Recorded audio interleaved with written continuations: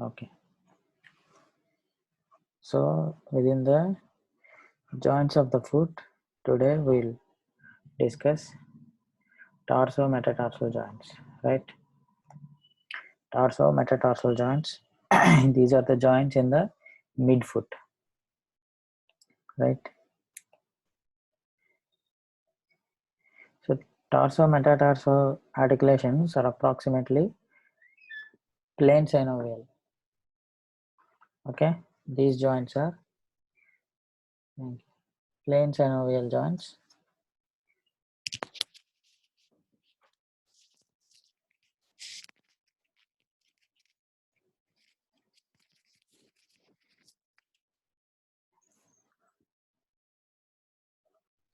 You see, these are the bones of the foot. This is calcaneum, right? So navicular, new participants. So that is navicular, and this one is cuboid, right? So this one is cuneiform, medial cuneiform, intermediate cuneiform, and lateral cuneiform. So this is first metatarsal, second metatarsal, third metatarsal, fourth metatarsal, fifth metatarsal, right? I'm sorry. So 1, 2, 3, 4, 5, right? So the joints between the these are called tarsals, right? So joints between tarsals and metatarsals are called as tarso metatarsal joints, right? So this one is tarso metatarsal joints, right? So if you remember your osteology correctly, when I say about metatarsals, second metatarsal is the long axis of the foot, right? Second metatarsal is the long axis of the foot upon which we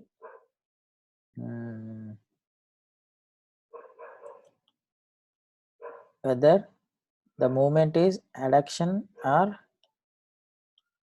abduction, right, is based on the long axis of the second metatarsal joint, right?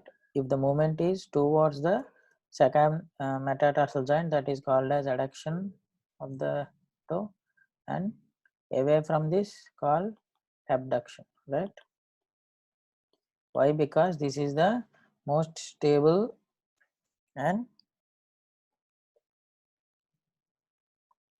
forms the long axis because of the unique placement of the second metatarsal bone, right? Please recollect your osseous knowledge, right? This is the plantar aspect. You see one, this is the second metatarsal, right? This is fifth one, this is tuberosity, cuboid, right? Navicular,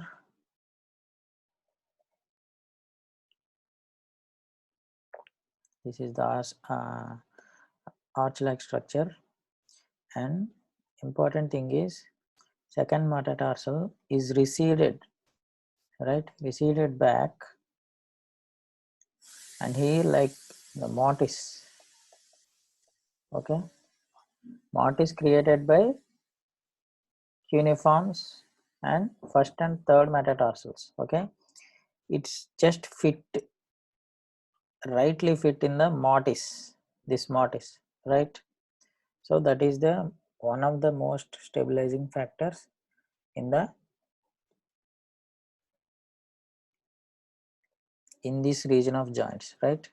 So this region of joints is also some of the textbooks called as Lisfranc joints, Lisfranc's joints. Okay, Jacques Lisfranc is a doctor in the Napoleon army.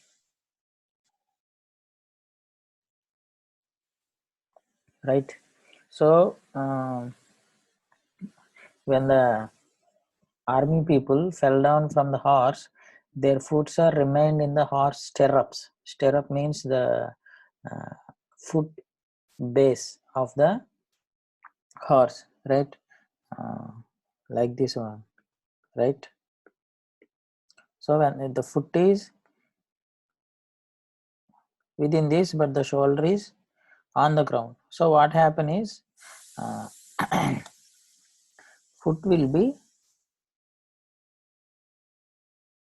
the fracture dislocation will be in this place, right? So correctly at the torso metatarsal joints. So what will happen is they will not heal. So what this Jacques Lisfranc will do is use it to amputate the whole distal part, right? Whole of this is amputated. He will amputate whole of this distal part, distal to the torso metatarsal joints, right? The whole of this foot will be amputated because of the non-healing of the so it may not get any harm by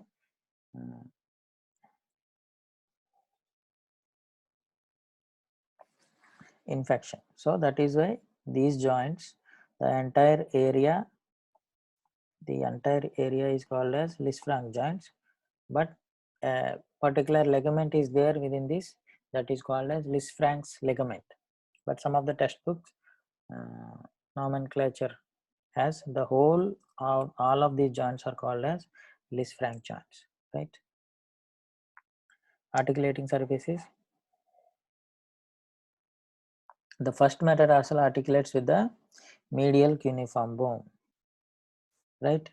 Second is recessed between the medial and lateral cuneiform and articulates with the intermediate cuneiform.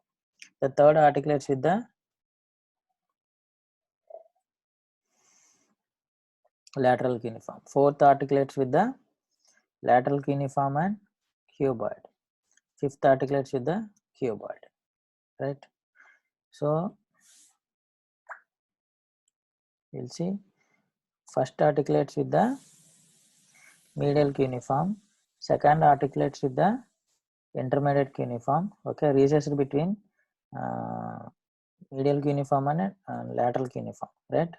So third one articulates with the lateral cuneiform. Fourth one articulates with the lateral cuneiform and cuboid, right? Fifth one articulates with the cuboid only, right? Right. So those are the articulating surfaces. You see, first one is medial, like that, right?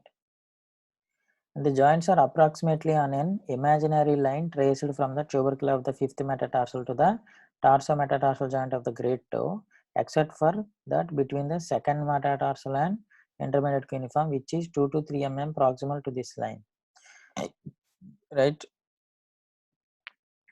So this fifth tubercle of the fifth metatarsal to the tarsometatarsal joint of the great toe, right? So if we draw any imaginary line, right? So the joint space is like this only, but second metatarsal joint space is somewhat 2 to 3 mm proximal, right? So that is important factor because we'll learn that later, right? So that is because of the what is created by medial and lateral cuneiform bones. Okay, the average joint depths for the first, second and third metatarsus are 32.9, 26.9 and 23.6 mm respectively, right? And coming to the fibrous capsule, the tarsometatarsal joint of the great toe has its own capsule. Articular capsule and cavities of the second, third toes are continuous with those of the intercuneiform, that means joint between the cuneiform bones, and naviculocuneiform joints, that means the ligaments between uh, navicular bone and cuneiform bones. Okay, so the capsules of the first tarsometatarsal joint has the great tarsometatarsal joint has joint has its own capsule, but remaining ones are continuous with that of the intercuneiform naviculocuneiform joints, but are separated from the fourth and fifth joints by an interosseous ligament between the lateral cuneiform and fourth metatarsal base. Okay, so because here will be a interosseous ligament, right? Fourth metatarsal and lateral cuneiform. So the joint space will not be continuous with that of the fourth and fifth metatarsal joints, right? Coming to the ligaments, dorsal tarsometatarsal ligament, plantar tarsometatarsal ligament, and cuneo-metatarsal interosseous ligaments. Okay, right? Dorsal tarsometatarsal, plantar metatarsal, and cuneo-metatarsal interosseous ligament. That means these connect the non-articular parts of the bones.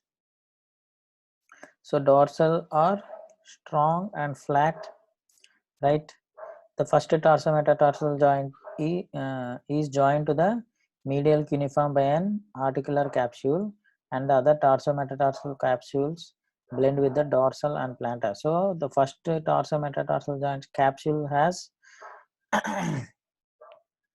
uniquely, but other capsules are blended with the dorsal tarsometatarsal and plantar metatarsal tarsometatarsal ligaments. Second metatarsal receives a band from each cuneiform. So second metatarsal receives bands from each cuneiform. That means medial, intermediate, and lateral. The third from the lateral cuneiform. Third metatarsal is from lateral cuneiform. Fourth from lateral and cuboid. Okay, and fifth from cuboid alone. Okay, you know the features. These are the dorsal ligament. This is the diagrammatical representation of dorsal. Okay, they are horizontal or sometimes oblique. Okay, so this one, right? So second metatarsal receives from medial cuneiform, intercuneiform, and lateral cuneiform. Third one from lateral cuneiform, and fourth one from lateral cuneiform and cuboid. Fifth one from cuboid. Right? It has it. First one has its own dorsal. Okay, right. So these are the dorsal, torso, metatarsal ligaments, right? These ones.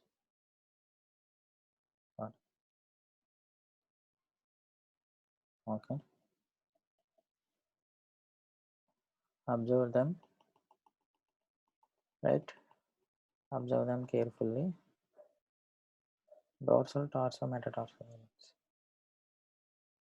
Again in this, so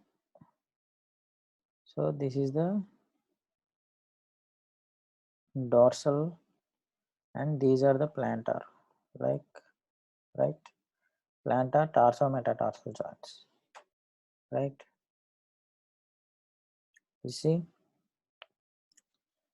these are the dorsal, torso, metatarsal ligaments. You see how they are. This is the first one, this is the second one. Okay, second one receives three from three, third, fourth, fifth, right?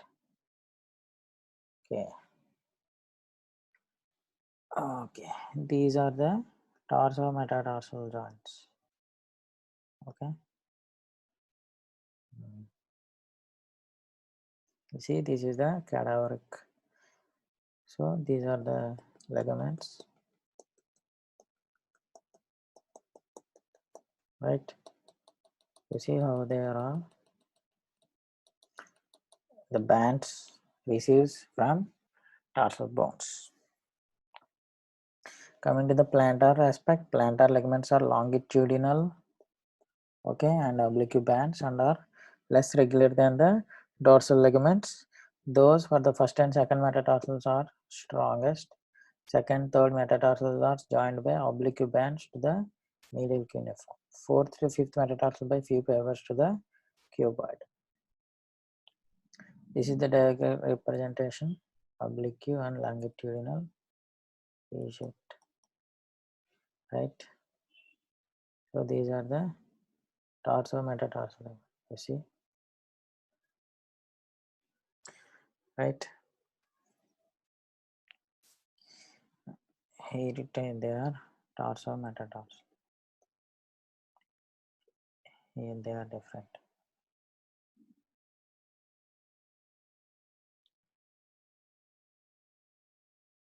Right. Coming to the third sort of ligaments, cuneo metatarsal intraosseous ligament. Okay, that means intraosseous ligament between cuneiform bones and metatarsals. Right, there are three cuneo intraosseous ligaments. One, the strongest, passes from the lateral surface of the medial cuneiform to the adjacent angle of the second metatarsal joint. That means 1, 2, 3. Okay, 1, 2. Okay, these are cuneiform ones, C1, C2, C3. So from medial to the second metatarsal, this is called as Lisfranc's ligament, right? It is crucial to the stability of the tarsometatarsal joint complex. Disruption of this ligament lead to instability, okay, and deformity and subsequent degenerative changes, right? You see, that is the Lisfranc's ligament from medial cuneiform to base of the second metatarsal joint bone, right? So that one is Lisfranc's ligament, right?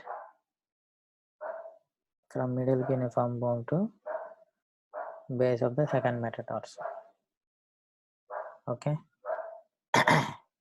this is blue one, right? Blue one is Lisfranc's ligament.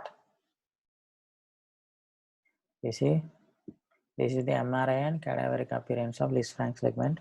This is medial cuneiform and second metatarsal bones. So this is the Lisfranc's ligament.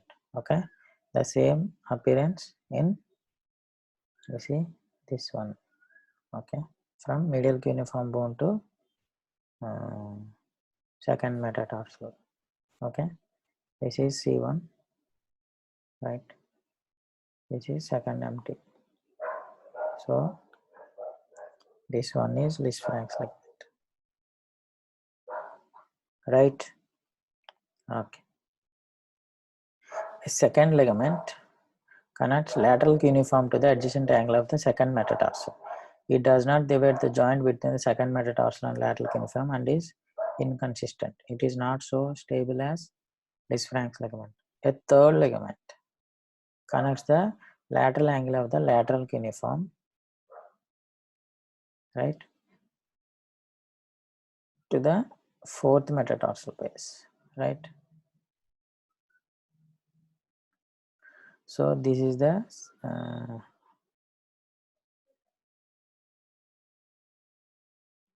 second metatarsal, second intraosseous ligament, right?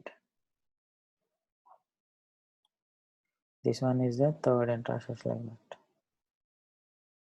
Okay, so this is a bond between non-articular surfaces of the joints, right? Observe them. Synovial membrane. First tarsometatarsal joint has its own capsule with a synovial lining. The other joints are similarly arranged, but there is communication between second and third and between fourth and fifth tarsometatarsal joints, right? Relations. So as this is the midfoot, most of the tendons, all the muscles and tendons, and the artery, vein, nerves, okay, everything. Saphenous nerve, dorsal venous arch, tendon of extensor hallucis longus, dorsalis pedis artery, deep fibular nerve, hallucis brevis, extensor digitorum longus, digitorum brevis, tertius brevis, right?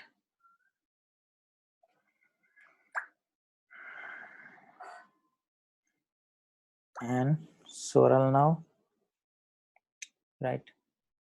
All these are in relation with the midfoot joints, right? These are some of the tendons, okay? Anterior, posterior, longus, adductor hallucis, digit minimi, fibularis longus, everything, okay? These are all the tendons. When you receive the PDF, have a look at them closely, okay? And if you remember your joints correctly, you will not face any difficult, right? Factors maintaining stability. The major stabilizers of the tarsometatarsal joints are the associated ligaments. However, despite the strength of the ligament, this joint complex is vulnerable to injury because of the lack of ligamentous connection between the first and second metatarsal base. The medial interosseous ligament or Lisfranc's ligament is responsible for the telltale avulsion fracture of the second metatarsal base, which may be the only radiographic indication of abnormality after injury to this part of the foot. So automatically, whenever like I said, if the foot is in the stirrup, okay, horse stirrup, because of the tendon is attached to the second metatarsal base, so there will be always a fracture and dislocation of the second metatarsal, okay. It is significant injury that is often missed, causes long-term disability, right? You see, ultimately the stability of the Lisfranc joint complex can be attributed to the unique positioning of the second metatarsal, which forms the critical keystone to the entire structure. Proximally recessed and interlocked between the medial and lateral cuneiform bones, the second metatarsal limits frontal plane translation of the metatarsals. More importantly, first through third metatarsal, their corresponding cuneiforms are dorsally based triangles which create unique Roman arch structure of the transverse arch, with the second metatarsal forming the apex, right? This configuration imparts stability to the transverse arch of the midfoot by preventing plantar displacement of the metatarsal bases. As the second metatarsal forms the keystone in multiple planes, it is critical to the ultimate stability of the Lisfranc complex and helps explain the rarity of the Lisfranc injuries without fracture of the second metatarsal base. Okay, I'll explain that. Here we encountered the words Roman arch, keystone, right?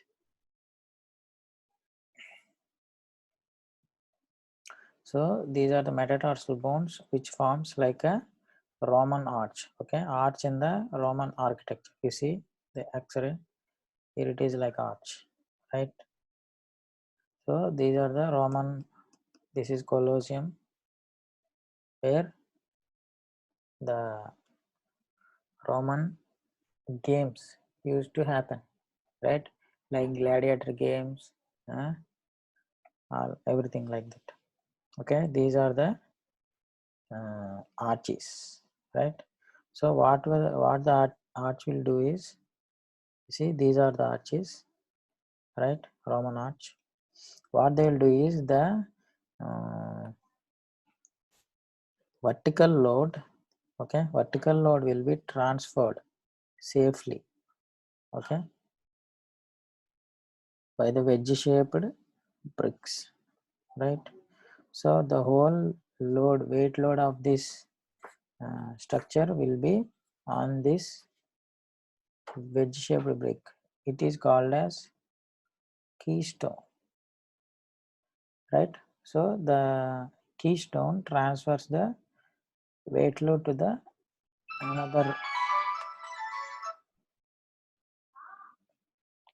other washers, right? Other bricks.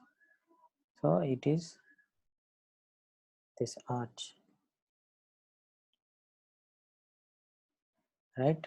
So likewise, because of the rhesus created by medial cuneiform and lateral cuneiform, the second metatarsal base is fit and has the joint line from great toe, okay, great toe to the fifth tubercle of the fifth metatarsal, okay. As we said earlier, all the joints are aligned in this arch except the second metatarsal base, which is 2 to 3 mm proximal, right? Because of this, okay, so the foot uh, it is formed like an Roman arch, okay, Roman structure arch, and the keystones being the second metatarsal bone, right? So it is the most stabilizing factor, and it uh, prevents the collapse of this arch, okay. I hope you see. So this one is the second metatarsal bone, okay. In this transverse arch, second metatarsal bone is the keystone, okay, to the entire foot, okay. Navicular bone is the keystone. Navicular is keystone to the foot in the midfoot, right? In the transverse arch, okay. Navicular bone is to the another arches, longitudinal arches, something like that. And second metatarsal is the keystone to the transverse arch. You see, this is the keystone on which weight load,